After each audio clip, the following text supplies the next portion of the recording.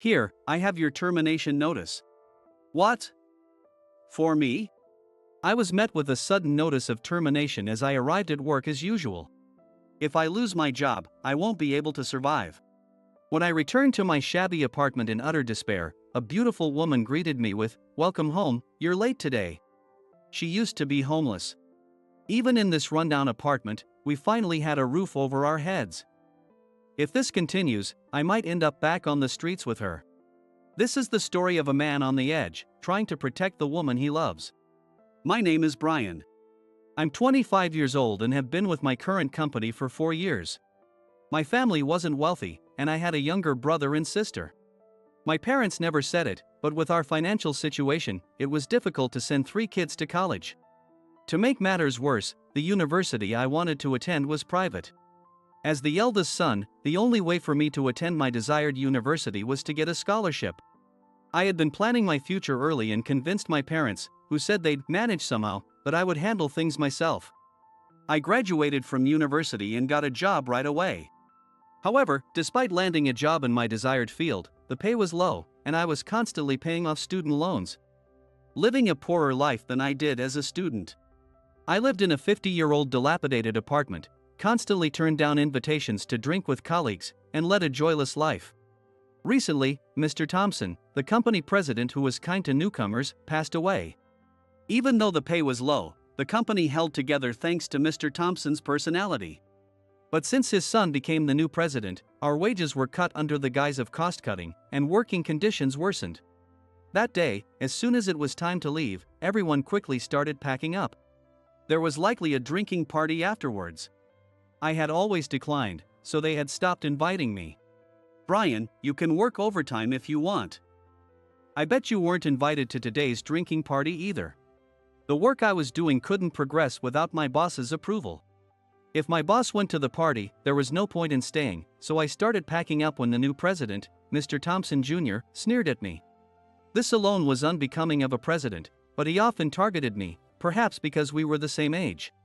"Sorry, I need approval from Luke, so I'll finish this tomorrow and leave for today." Despite his grandstanding, overtime pay wasn't even provided. I simply nodded at the new president, who seemed unsatisfied, and left the office. I didn't feel like heading straight back to my shabby apartment, so I killed some time at a nearby park. Payday was the day after tomorrow. Sitting on a park bench, I checked my wallet and found only $1.13. Even if I had been invited, I couldn't have joined the party, but it still bothered me. I remembered that the discount store down the street had a sale on non-alcoholic beer. In a fit of frustration, I decided to use my last $1.13 to have a solo drinking session. Just as I was about to stand up from the bench, a low growling sound echoed, and the person sitting a seat away from me collapsed onto my lap. "Hey, wait a minute." I hadn't noticed in my wallet-checking days, but the person next to me was a woman. Unable to react to the sudden situation, I froze, and the woman's head ended up resting on my lap. It was the first time a woman had rested her head on my lap. Frozen in place, I peered at her face. Oh wow! I thought I was dreaming. Though she was dirty, she was a stunning beauty, slightly older than me, unlike anyone I'd ever seen. The fact that I was giving a lap pillow to such a beautiful woman made my heart race. Are you okay?" I hesitated to touch her but ended up shaking her shoulder. "I'm so hungry.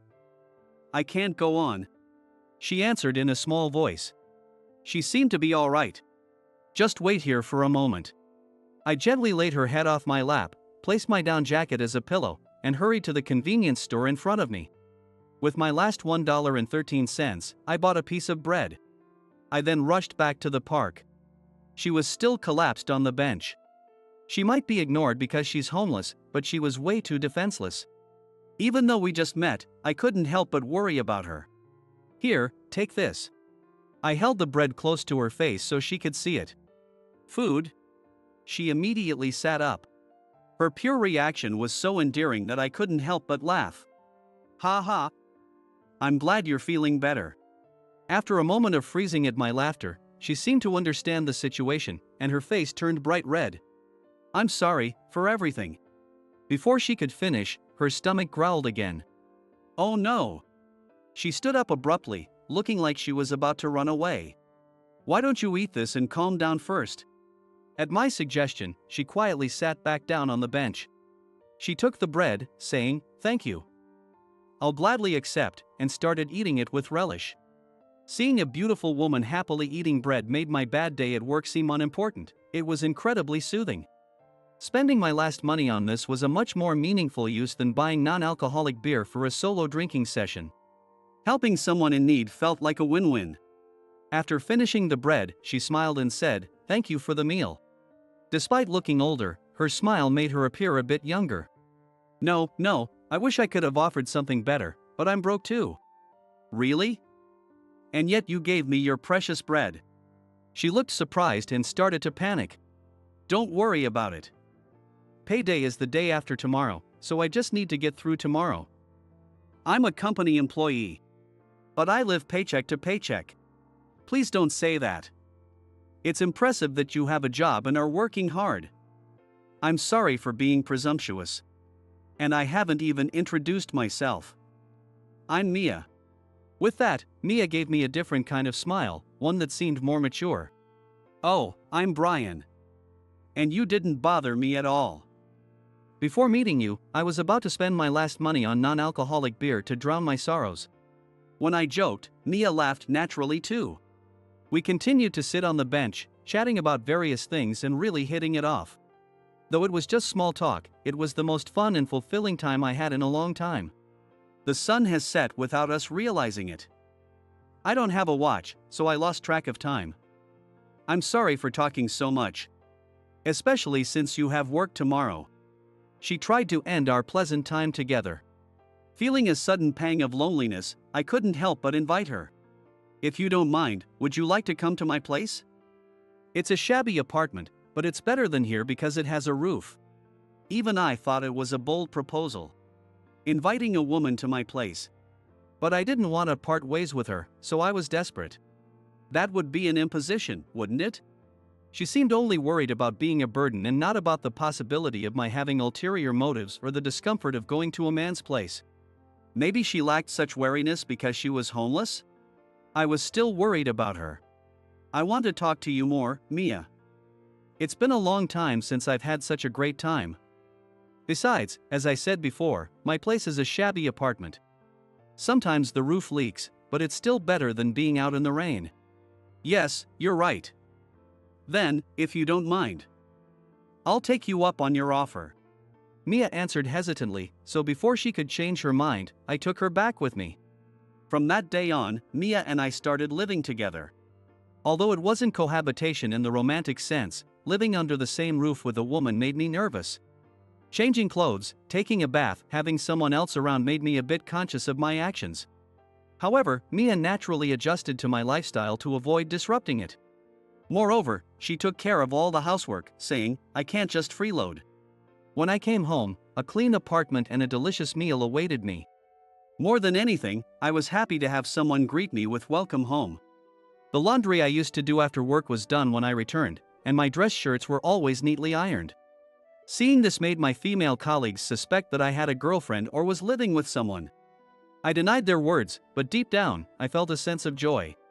Mia understood my financial situation well and helped me save money. She would visit several supermarkets to find special deals and even grow vegetables and planters. She took care of many things without spending money, putting in a lot of effort. Once, I told her, "You don't have to go to such trouble. Please buy what you need within our budget." But Mia laughed and said, "I have plenty of time." If you can buy time with money, the reverse is also true. Coming home to Mia made me finish work faster. Just knowing she was there was enough motivation to complete my tasks quickly.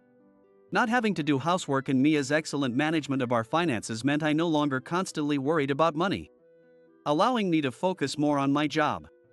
As a result, my efficiency improved, and I received more praise from my boss. Although the new president, Mr. Thompson, continued to dislike me and occasionally harass me, I became more capable of handling it. "Recently, I hear you've been improving your performance." I turned around to see Mr. Thompson standing there with a malicious grin. That day, an email detailing Mr. Thompson's alleged misappropriation of company funds was sent to all employees. It also mentioned that the new female executive recruited from another company was actually his girlfriend. The source of the email couldn't be traced, and it was quickly dismissed as a baseless prank, but rumors spread among the employees. Because of this, Mr. Thompson was in an exceptionally foul mood today. I bet I'll be his target again today, I thought immediately. The best way to get through this was to obey quietly and wait for him to be satisfied and leave me alone. Good evening. I need you to work overtime, given your recent performance. Now. I checked the clock, it was just past quitting time. Got a problem with that? Don't get cocky just because your performance has slightly improved. You're still a low-level employee because you can't do your job. He spoke as if implying he earned his position as president through merit. In reality, he only inherited the business after his father, Mr. Thompson, passed away. I swallowed my thoughts and asked, "What do you need me to do?" He led me to a musty archive and ordered me to compile data from old documents dating back 40 years. These documents, created before the widespread use of computers, were all typed or handwritten with no backup data. The contents weren't urgently needed, and if it truly were urgent, it would have been faster for everyone to pitch in. Clearly, this was just Mr. Thompson's harassment. When is the deadline? By noon tomorrow. Should be an easy task for you, right? Understood. Defying him would only complicate matters. I responded obediently and started the task immediately. Compiling this amount of data would take until the last train, even if everything went smoothly. Well, I'll leave it to you. With that, Mr. Thompson took other employees and went out drinking again. He probably thinks he can offset his bad reputation by taking employees out drinking. No one would find it strange if I didn't join the gatherings, as I never do. No one would realize that I was assigned such late-night work here. I took a deep breath and began selecting the necessary data from the vast amount of documents and entering it into the computer. The overtime work ended sooner than expected. Looking at the clock, I saw it was 10 p.m. I thought it would take until the last train, so I was glad to be going home early. Mia didn't have a phone, and, of course, my shabby apartment didn't have a phone either. There was no way to contact her in such situations. I'm home. Welcome back. When I got home, Mia greeted me with relief. It's comforting to have someone welcome me when I return home exhausted. Mia had prepared dinner and waited for me without eating. When I'm late, please eat and go to bed. I want to wait for you. Is that wrong? I couldn't argue with that. I don't seem to be well liked by my president. Occasionally, he assigns me overtime like this. It depends on his mood, so it's irregular. This might happen again. Mia's eyes widened. That's harassment. Someone in his position shouldn't be so awful. Her expression showed disbelief. I couldn't help but vent about Mr. Thompson. Exactly. He's losing the trust of the employees and is getting desperate. Since he took over, I've overheard the executives saying the company's sales are plummeting. They say the company is in danger. If it goes under, I'll be out on the streets. I said it jokingly, but Mia seemed genuinely worried. No way.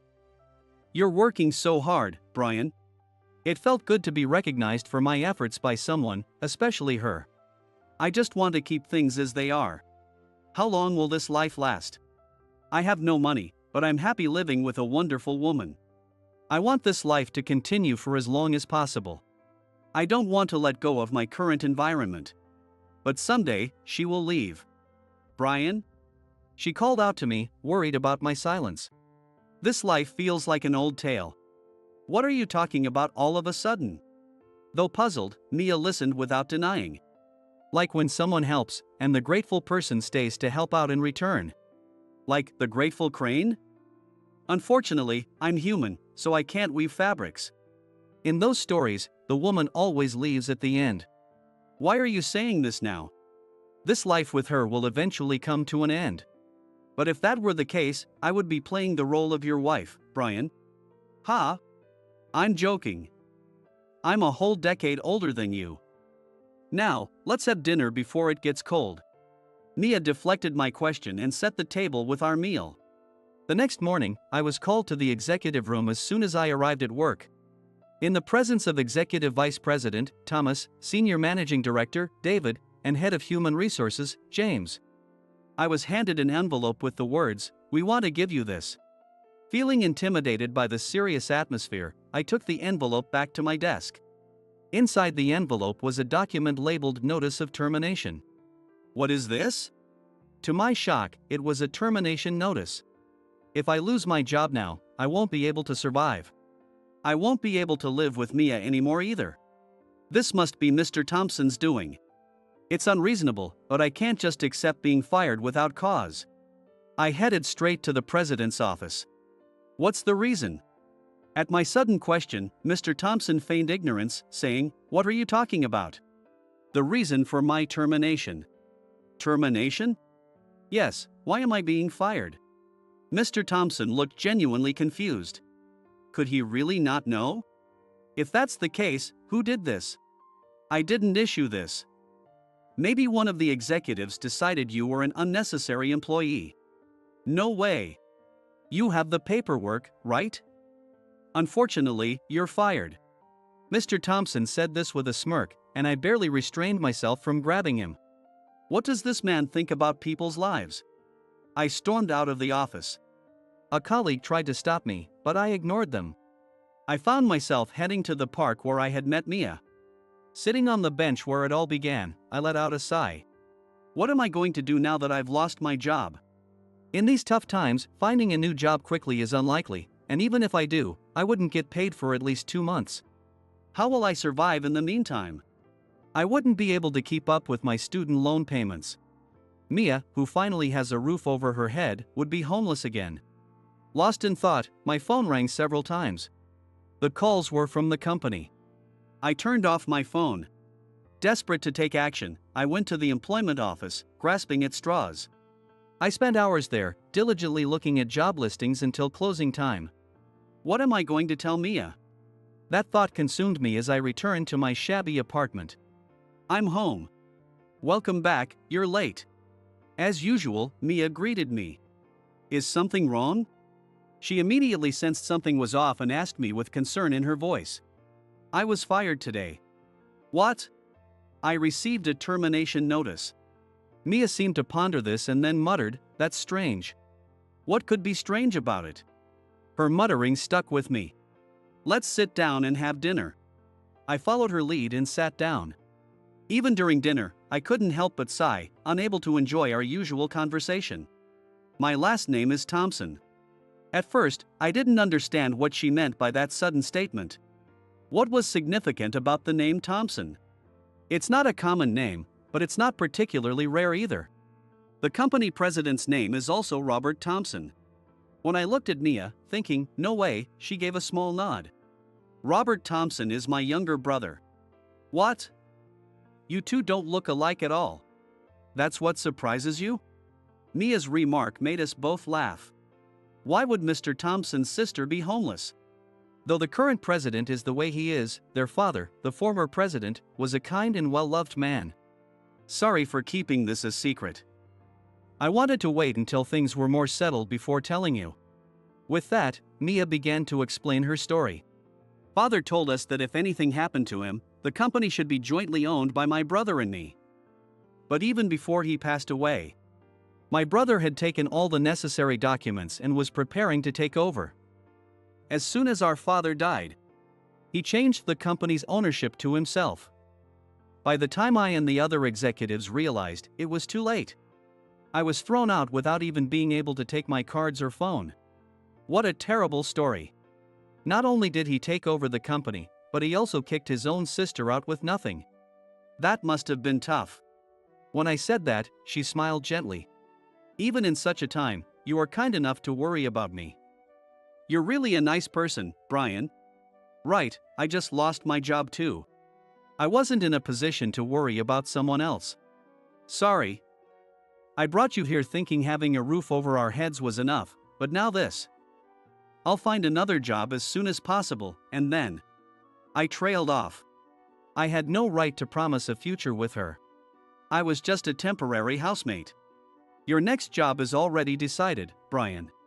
What do you mean? Would you work at my company? She smiled playfully. Despite being older, her expressions changed so frequently, which I found charming. Actually, A lawyer looking for me came by recently.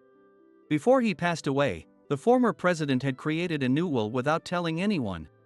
It stated that the company should go to Mia alone, excluding her brother from inheritance. So, Mia, you're the new president? Yes. I couldn't believe it. The termination notice you received was from my brother. Your actual job offer is separate, so please pick it up at the office tomorrow. Okay. Then, Mia sat properly and bowed deeply. Thank you for everything. You saved me and helped me return to my rightful place. I quickly sat facing her and bowed as well. No, it's I who was saved by you. Thanks to you, Mia, my poor life, which was just about getting through each day, has turned into something fun and happy. I felt like crying as I spoke. It meant we had to part ways. Our modest, happy life together would end. This is our last supper together. Mia said sadly. I'm poor and younger than you, but if possible, I'd like to live with you forever. I would regret it if I didn't say this now. I gathered my courage and told Mia. Please come to the office tomorrow. I'll be waiting for you. Instead of answering, she gently took my hands in hers, squeezing them softly. After dutifully helping clean up after dinner, she left the shabby apartment. The next morning, after a sleepless night, I arrived at work to find the office in an uproar. Brian, why didn't you answer your phone last night? I called you multiple times. As I put my bag on my desk, my colleague angrily confronted me. You missed a lot. It turned out that the executive Mr. Thompson hired was indeed his girlfriend. They discovered he was using company funds to buy her a luxury apartment, car, and brand-name goods. They're both awaiting disciplinary action. But a new president is already decided. Really? Yeah, and as soon as you arrived, I was told to send you to the executive room immediately. So, go. I headed straight to the executive room. The termination notice you received yesterday was not meant for you. There was a mix-up with the contents of the envelope. I'm sorry for the confusion. You should go to the president's office to receive your actual appointment letter from the new president. I returned the mistaken termination notice and headed to the president's office. When I knocked, a familiar voice said, "Come in." Excuse me, I said as I entered the room, and there was Mia. She looked different from the Mia I knew. Her long hair was styled up, and she was dressed in a sleek suit, discussing matters with her secretary. When she saw me, she dismissed the secretary from the room. Meeting like this feels a bit embarrassing. Once we were alone, she reverted to the Mia I knew. You look great in that suit. I'm not used to it, it feels strange, she said with a shy smile. Then she switched back to her professional demeanor and handed me an official letter. Brian, I appoint you as the new executive director of this company. What? Me, an executive director? I've heard about your work from the other executives, and from living with you, I know your character better than anyone. As we rebuild this company, I need your help. I couldn't believe what I was hearing. And if possible, I'd like you to be my partner in life as well, both professionally and personally. Really? Last night, I couldn't respond right away because I thought being older than you, we might not be a good match. But I feel the same way you do. Forgetting we were at the office, I embraced Mia. We then started living together, with the promise to marry once the company's operations stabilized. We lived in that shabby apartment. For a while, we continued our lives as if nothing had changed.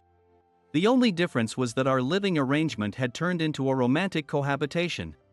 The company prospered, and we got married sooner than planned. It was bittersweet to leave the old apartment, but shortly after getting married, we discovered Mia was pregnant.